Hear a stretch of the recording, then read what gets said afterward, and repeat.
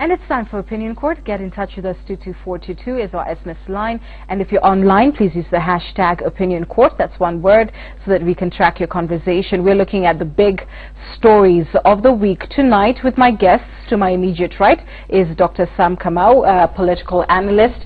To my immediate left, Danston Omari, who is the same. And far right corner is Edward Kisiangani. Stop laughing. Our resident political analyst, and across from him, Mark Bichachi. They're all political analysts on the program tonight, and you're all very welcome. So let's start with IEBC. You've just seen the demonstration, gentlemen. How confident are you that this commission can pull off a flawless election? That's a tricky question, because number one, let me first commend them for being much better than the 2013 guys, because I saw both kits, and the 2013 ones they seemed ill prepared completely. The demonstration was great, but there's one particular thing that is of concern. There's the 5% that is allowed to vote without being identified biometrically, and that 5% coincides with the number of 1 million people, and those 1 million people are the same 1 million people that have died. So that question has not been addressed in that particular demonstration, and I think it's a critical question, because they've not factored out the collusion that human beings could do among themselves to just make sure that their candidate wins, because we can't assume that the agents and the polling clerks and attendees there are all going to be virtuous and above board in their handling of such cases. That's a question really they have not answered. Okay. Yeah. Anyone else? Sam, what are you thinking? Well, I think the gentleman has done a good job of explaining, and the idea is to give confidence to the people. And I think he did a pretty good job of explaining and showing how the process would work. The only question, of course, that remains is the human element. We know technology is operated or controlled by human beings. The aspect of collusion could come in the sense that if somebody is not biometrically identified by the kit, and therefore you'd have to go for a complementary system where you'd, of course, use either the identification document, then there's a possibility that other people, and that is where there is a concern about the possibility of dead voters still being in the register, because we could then use that loophole.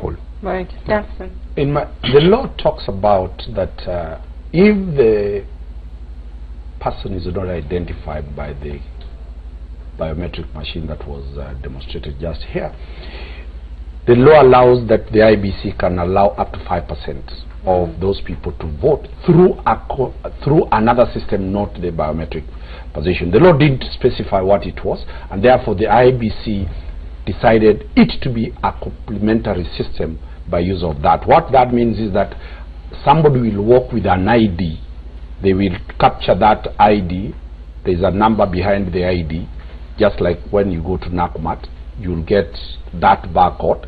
It will capture all those details, and therefore the supervisor must approve for that person to vote. The agents must sign, a form must be filled, then that person is allowed to vote.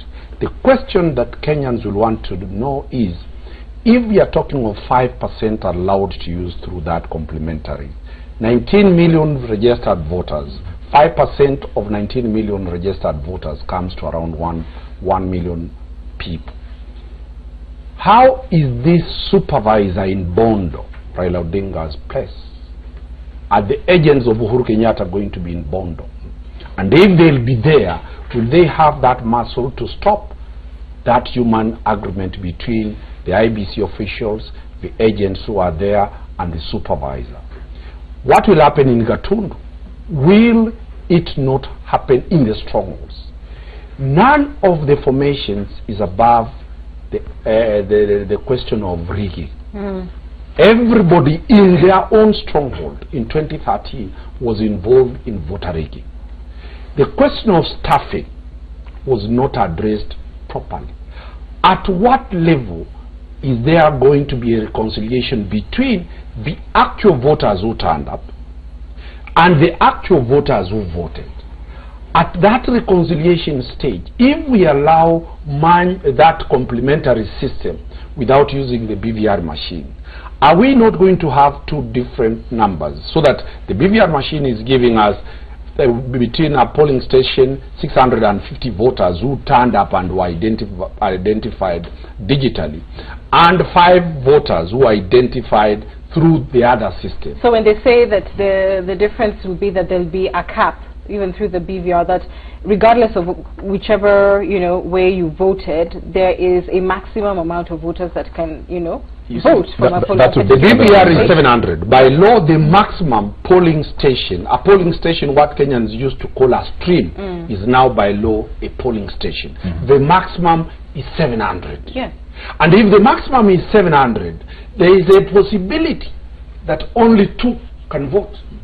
698 don't appear. Then 5% of that can be allowed to vote without the BVR machine. That translated into an arithmetic, the whole country can transform the results. The winner of a presidential election is 50 plus 1. Will that one vote that was not captured through the BVR machine decide who is our next president? Who will be the next president? Good point. I think that is, the concerns are correct, but these machines are as good as the people using them. We have a technology, but at this late hour, if we had a way of replacing the political combatants, so that we don't have NASA Teams is not the problem. The candidates is the problem. Because if we replace them, we would probably have a fair election. Because none of the 2 major wings within this contest is interested in a free and fair election. Jubilee is not interested in free and fair elections. NASA doesn't want free and fair elections. Qualify that statement. Why do you say that? Their definition of a free and fair election is if they win. If they win. Yes. So is that what both camps have said? Yes, that is the point. The election will be fair, whether stolen or not. If we win. If we win. so in August. Let's be sincere. And I know there could be the feeling in the heart what people are not telling us. Yes. But if you were to go by record, by what has been said officially by both campaigns, yes, can you make that assessment? Can you say that neither side is interested in? Neither. I don't know. They are not interested. If you look at Jubilee, for example, they have been busy defending the IEBC on nothing. Instead of leaving the IEBC to do their own thing, their job is to defend the IEBC, every action that IEBC does. So you wonder whether you are a lawyer. Yes. I don't know whether they do the job for IEBC or not. Then when you look at NASA also, it's extremely sensitive and defensive that this election is going to be stolen. But if you ask them, suppose it is stolen in your favor, they keep then quiet. There's no problem. They keep quiet. My position is this. The greatest challenge that the IEBC has, I've seen the explanation here, and we are citizens of this country. Under Article 10, we must be a little patriotic and also be transparent and also question things when they really require questioning. Right. The effort that has been made by IEBC, I think they have surprised me in a way. They look more organized, as my brother has put it, than they were in 2013. They have put in a lot of effort, but now the final thing is with the citizens. What are we going to do? Why are we so disparate for one person to win and not another? We must choose between the two. Either we choose that we want the process to be fair, and that means we lower expectations on all our candidates, or we choose candidates, and in the strongholds of either NASA or Jubilee, that's where the challenge is going to be. Okay. If you give them a small chance, each one of them will steal the elections. So they are actually election thieves, or both of them. I'm sure every single, politician contesting this election is really shaking their heads at the TV set at that indictment. But let's move forward, because we must, to one of the big stories of this week that broke yesterday, that the top 2 candidates, at least by opinion polls, the president and Raila Odinga of NASA, will not be taking part in the presidential debates owing to a lack of consultation, or at least that's what they have said. Your reactions to it? Is it going to be significantly injurious, do you believe, to either one of these campaigns not show up on television, or is this a match that is pretty set and Kenyans have made up their minds already? The interesting thing, if you look at the 2013 debate, there was only one winner in that debate. It was Abdu Badida. Okay, that's the only person who won that debate because he came from 0 to hero in 2 seconds, right? So now I think both parties have sat down and realized that the only benefit for themselves is if they debate each other, which is a funny situation, because if you've looked at Raila Odinga's public presentation versus Uhuru, that would not be a very smart move on on Raila's side. He's not very quick on his feet as compared to Uhuru. Uhuru is more, he can think fast and react quickly. If the presentations even of their manifestos are anything to go by, then there's definitely a gap. If I was their advisor, so if I was Jubilee's advisor, what I would push for is have a debate strictly between Uhuru and Raila, because just on presentation, Uhuru will carry the day. So for me, it's neither here nor there in terms of whether the debates would actually affect the poll, but there's an 8% of people who are undecided. Now, what are they undecided about? Are they in a Jubilee stronghold and they're ashamed to say they support NASA? Okay, or they're in a NASA stronghold and they're afraid to say they support Jubilee? That's one option. Or the second option is they're looking for someone who will articulate their issues, which is what Dida was able to do last time. And in such a close election as this, 50,000 votes like the ones Dida got can swing, swing this election into a second run. So I think it's not wise for them to run away from the debates. I think if they have strategies, they need to be told how best to structure those debates, because there's an 8% undecided, and that's huge in this particular. And they may just be one on television. Yes. Then what do you think? What I think is that there is no Kenyan who is going to vote who doesn't know who is going to vote. Everybody knows who they are going to vote. This 8%? The 8% are people who are telling you they don't want to tell you what they are going to do. So it's not that they don't know what they are going to do.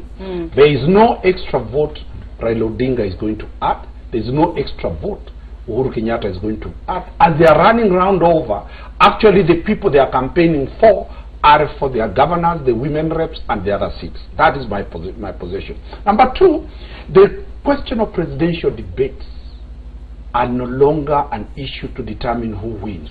Globally, people, the voter, the Kenyan voter, the global voter has changed.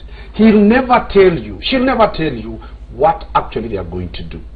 You look at the presidential debates in the UK, the presidential debates in America, the results were heading this direction. The reality, when the IBC of those countries announced the results, it was totally different. When you look at these Sinovate and Ipso poll rankings, they do not reflect the truth of what is happening on the ground. The voter has become very alert, and that is why you are saying when Raila Odinga goes to Kiambu, thousands and thousands of Kenyans are there cheering. When Uhuru Kenyatta lands in Siaya, the same scenario appears. Reason being that Kenyans have learned that let us do our stuff on 8th in a secret ballot booth, and that is when the results will come out. So in my own view, the debates will add no value. And that is why the two people have said they are not come there. The media gave you 2 thumbs up. No, the media seems not to have seen that these two people are saying, my base is ethnic. My political base is ethnic. I better solidify that ethnic base of NASA and that ethnic NASA on Jubilee on the ground than appearing here so that people are poking holes into me. They will not appear. But the other 6 candidates will want to appear to get the public limelight at the expense of the 2 guys who have worked to brand their name. Sam, what do you think? I think we have to agree that the presidential debate is just a public spectacle created, of course, by the media. Does not necessarily add value to the candidates themselves, especially the leading candidates. You don't think it's important to see your leaders grilled on their position, their track record? There is what they are likely to say. For example, the manifesto, they launched the manifestos, and after that we moved on from that and moved to, we went back to actually appealing the ethnic base. Because let me make my point. One Kenyan who's not swayed by debates. I am saying, let me make my point. The media, the presidential debate is a public spectacle, of course created by the media. We will all be glued to the screens. If it does happen, to watch this, it does not necessarily mean it will alter my predisposition as far as a particular candidate is concerned. The part I disagree with my colleague here is that there are some undecided voters at this particular point in time who might find value in the debate based on how the candidates will be able to express themselves. But if you look at it, the two leading presidential candidates will not be hurt by withdrawing from the process. And that is why yesterday the people who are making the loudest noise are the candidates who are not campaigning. They are only waiting for the debate to find a platform where they can express themselves. That is why they are making noise. I agree that Professor Wainaina and Dr. Aukot may have something important to say. In fact, for them, they would actually be very keen on articulating the issues. But we know majority of Kenyans have already made a choice. The other thing is, for President Uhuru Kenyatta and former Prime Minister Raila Odinga, they are not at the same level with the other candidates, even if they met the threshold of being nominated as candidates. And therefore, by appearing in these debates with these other 6 candidates, is actually lowering their themselves to that position whereby they are equal at that level. At this point, constitutionally, yes, but as far as gaining political mileage, my point is it does not necessarily serve the interests of the two leading candidates. But an opportunity for them to articulate what they stand for would be good. But I think if we can look at, for example, the American system, where a candidate has to garner 15% support in the opinion polls, which are more credible, I believe, than what we have here locally, then they can appear in the debate. Somebody who has a possible path to presidency, you have a realistic chance of being elected. This is a two-horse race. So by bringing the other 6 additional candidates, that not necessarily add value to me as a voter, because we only have 90 minutes, if it was to strictly be limited to the 90 minutes to interrogate these issues. Yes, but I think I want to follow up what my brother Omari says. You see, during this debate, are we looking at how handsome the actors are? Yes. Are we looking at the English? How they speak the English? Yes. And does that make you appearance, you know? Or are we looking at grasp of economic, political issues? That's true. Looking at all so the point is that we must ask what percentage of the Kenyan voter is interested in the issues we are raising, and what percentage also will use those issues as a basis to make choices. So his point about ethnicity as being king in our politics is a serious matter. I think on this forum a few years ago, I have always insisted, I think until recently, that there is no difference between Jubilee and NASA. And this refusal to, you can see it is like it was done in the same bedroom. that President Kenyatta refuses and Raila Odinga does it. So these guys are the same. Exactly. You can even close your eyes and pick Uhuru or Raila, but you are picking the same person. Now that means that now the refusal tells the Kenyan public the republic must change now. And look at this, everybody on the face and say, this politics of ethnicity, we are tired of it. And it is a politics where people now think they have already mobilized certain ethnicities behind them. They don't care about a debate which Anne Giguta and other people are going to conduct, talking about the economy, talking about unemployment and the poverty. This doesn't mean anything. People have made choices. So we need to take our politics to the next level, where now we have a leadership that talks about issues. But for the public also, they should reject leaders who have been mobilizing them around the ethnic lines, and once they finish that, they don't care. The reason is we are not going to have a debate about issues because these two guys and the two political outfits believe issues are not a problem, and people are not going to vote issues. So why do we waste our time? Okay, Martin, you've got like 30 seconds. First and foremost, let's understand, as we sit here as panelists, we have a responsibility to our nation, okay? Whereas, yes, there is a tribal alignment around these political parties, there is a value to our nation and future generations to hold a debate. That's what I'm saying. That is not important. National traditions are not based on a single election. They are based on 50, 60, 100 years from now. And for that generation, we need to develop debates today, because you cannot have a democracy by discounting the media. You can't. Nobody. I haven't done that. I haven't done that. I think what I want to see is a debate between the two leading presidential contestants, as it is done in other democracies. That's when we have a realistic chance of being elected. We interrogate what they have to say. Right. And Sam, I think what is no, Prof. The media has the correct view. Prof, please. Yes. The significant thing that Sam, I think you brought out is the threshold. That if you were to go with an, trusted research and say that any candidate who has met this threshold can then take part in a presidential debate and not just being cleared by the electoral referee, I think that's an important point. We must quickly move on to opinion polls. The credibility. Okay.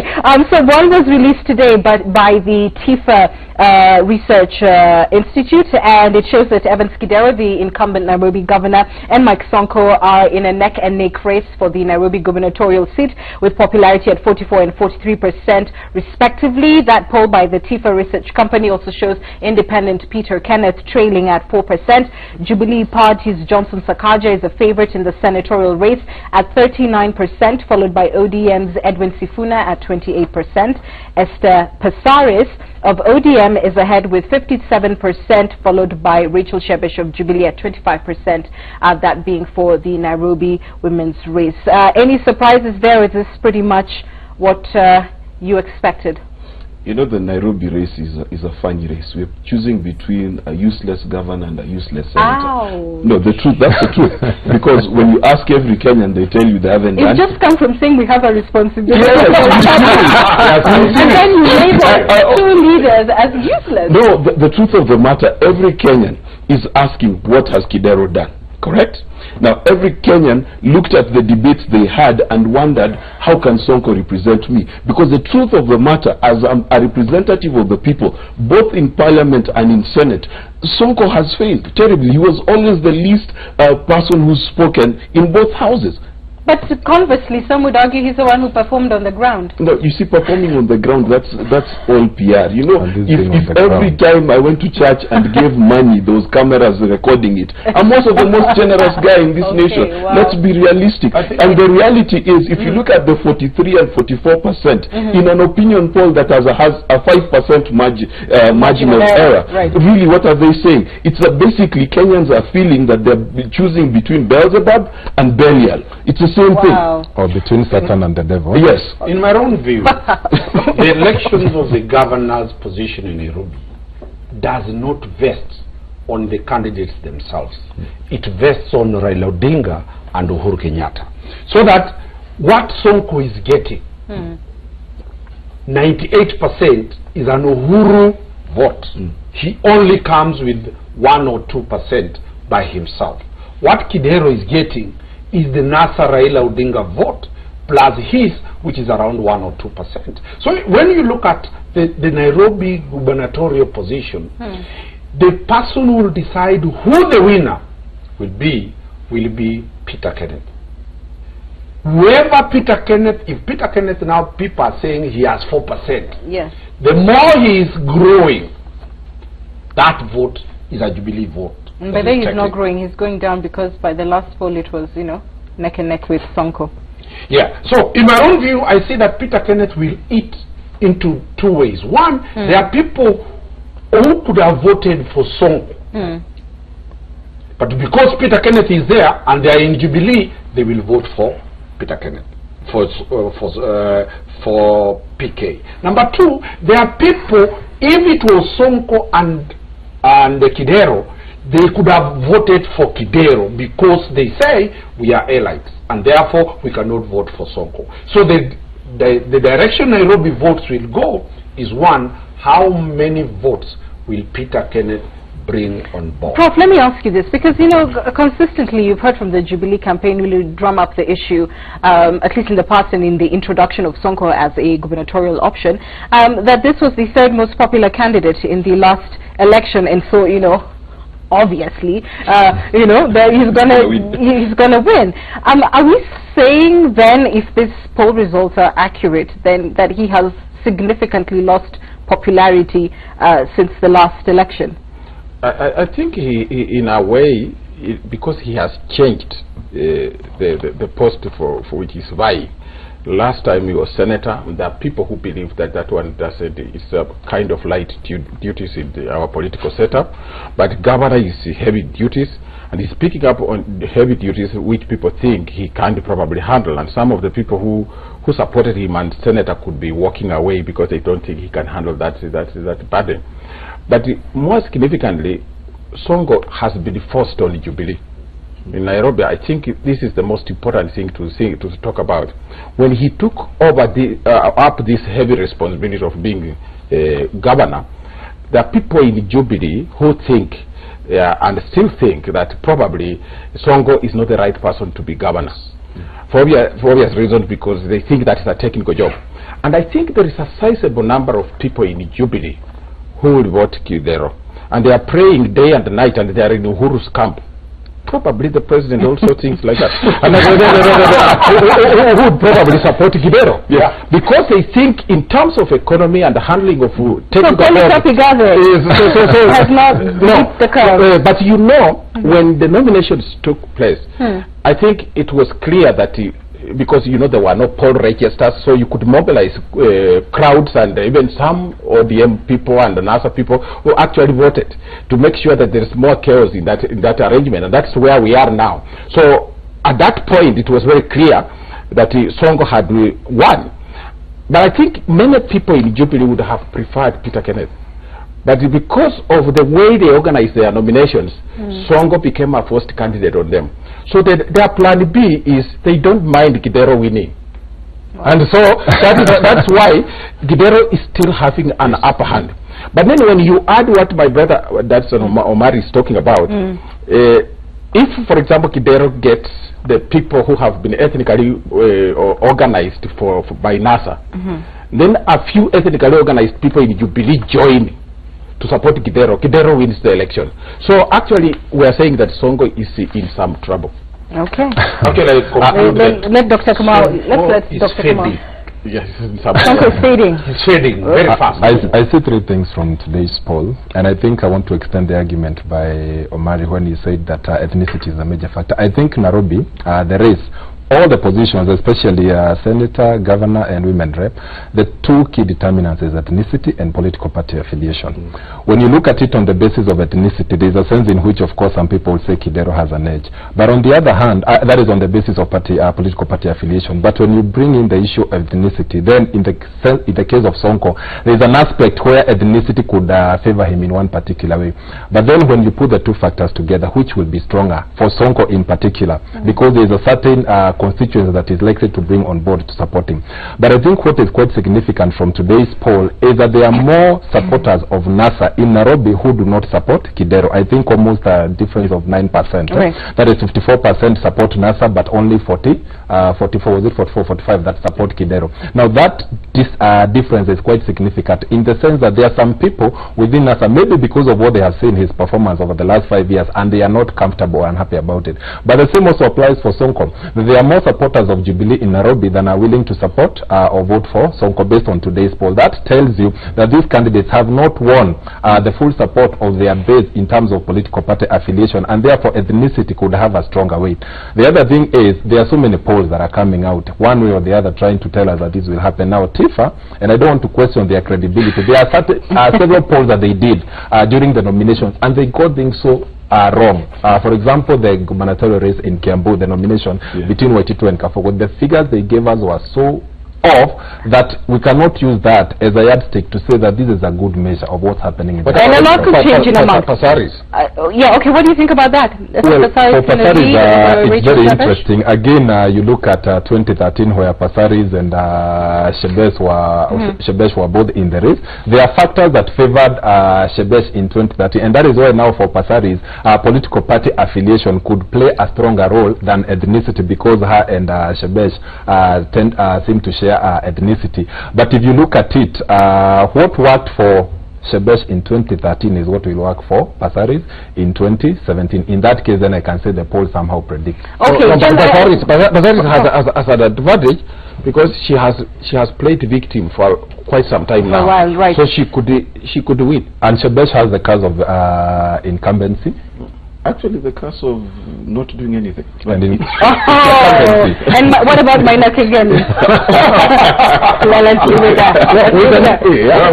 We still discuss minor. No, we won't. And finally, gentlemen, the tale of two manifestos. So it has emerged that NASA has two documents.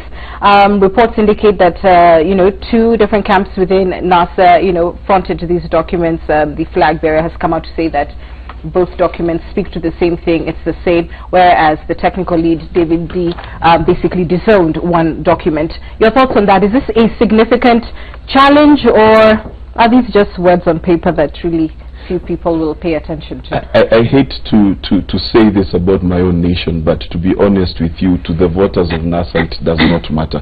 And I'll remind you of a particular referendum we had where people said if Raila has read, then we've all read. So really, when it comes to Raila's supporters and NASA supporters, which document is which and what promise is which really won't sway them either way. For them, they are sold to their particular tribal cocoons, they are sold to their party affiliations, and that's all that matters. So if Raila can hold the reins of saying, you know what, NASA is going to deliver this for your community, then whatever his document promises is lighter. Jubilee, on the other hand, has a heavier document for the simple reason that they're incumbent, that people are looking, the measurement of this election, people will vote two ways, for Jubilee and against Jubilee. So against Jubilee is, did they deliver, and do we believe they're able to deliver post-August? That's the question really about the manifestos. To me, the manifestos are papers. For us, for scholars like us, for lawyers, for media, for critics, and a few other technocrats. They do not add any value to any political formation.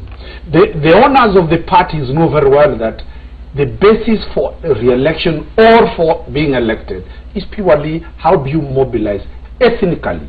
Two, how much abuses do you push to the other side.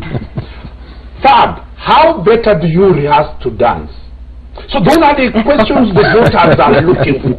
So when we are looking at the question of the academic intellectual arguments in manifestos, let me tell you, we are very few.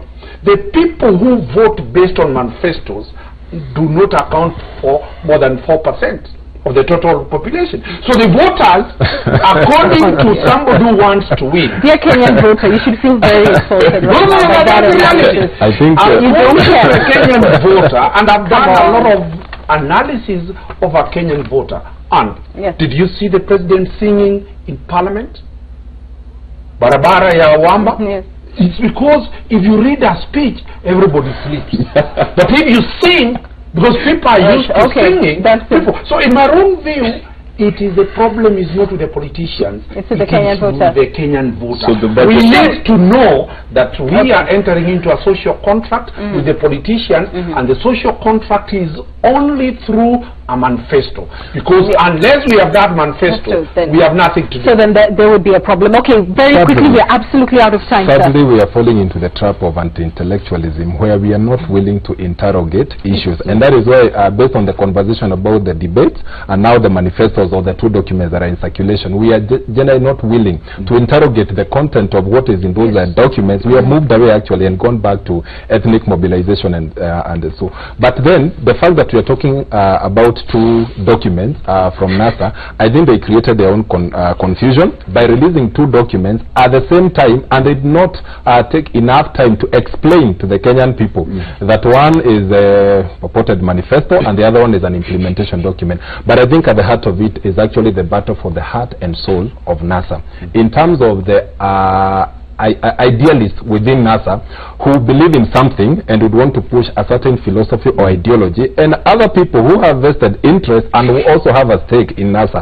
I think the question is the battle for heart and soul of NASA, and that is manifested in the two documents. But you just been told they both speak to the same thing. No. Well, yes, but different interests. There's a philosophy that is different. One is actually very good if you read it. You're talking about nationhood and bringing Kenya together. The other one is about eating. It's about resources. It's about actually sharing the resources. But what I'm saying is NASA created their own confusion by not articulating this and clarifying to the people, because we all received 2 documents and we were not sure what represents. So when they started disowning, we just come to that conclusion. It's simply some kind of tension. Again, I said, battle for the heart and soul. Finally. I think for me there's no problem, because these manifestos mean nothing. And NASA just probably put 2 manifestos for a political reason, to divert attention from itself and have Jubilee debate something which is insignificant, while they organize themselves. Otherwise, the other reason could be probably they had these 2 documents, then you weigh which one people will like, then you deny the other one. But even if you deny, even if you agree, the vote doesn't change. Even if Uhuru today says we have completely no manifesto, these voters will vote for the launch of the manifesto was an important part. Thank you all for your horrible situation. Dr. Sam Kamau, Mark Bichachi, Danson Mari, and Edward Kisingani. Let's see what the viewers are saying about this real quick. Can you?